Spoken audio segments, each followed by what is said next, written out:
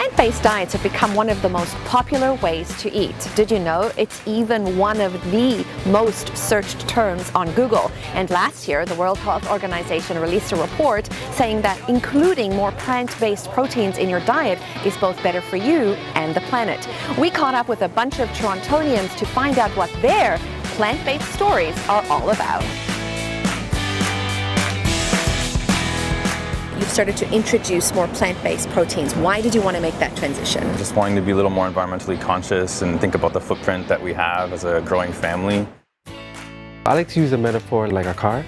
When you put these plant-based materials inside you, it's cleaning you, detoxifying you. I feel like a sports car ready to go. That's awesome. I love plant-based foods. I really feel better. I didn't know what to put on the plate. I was like, if there's no meat, what am I going to put? Just rice and salad? Toronto Vegetarian Association, they have a guideline to go vegetarian for a week, and it actually really worked. Were there some challenges when you first started? Oh, for sure. I had to be diligent on myself. I had to research, Google. My iron went really low. You have to know how to substitute what you're not getting from meat. I found places where I can buy already prepared plant-based meals. So I buy, the main course, the chickpeas that are prepared or lentils. Learn to love protein alternatives, tofus and seitans and stuff like that. And yeah, learn to cook that stuff. Grab a cookbook. Get out there and explore what the city has to offer, because you'd be surprised. The more recipes you know, the easier it is. For the kids, it's a lot of like broccoli and peas. I've been incorporating a lot of the vegetables from the Black Creek Community Farm into my diet.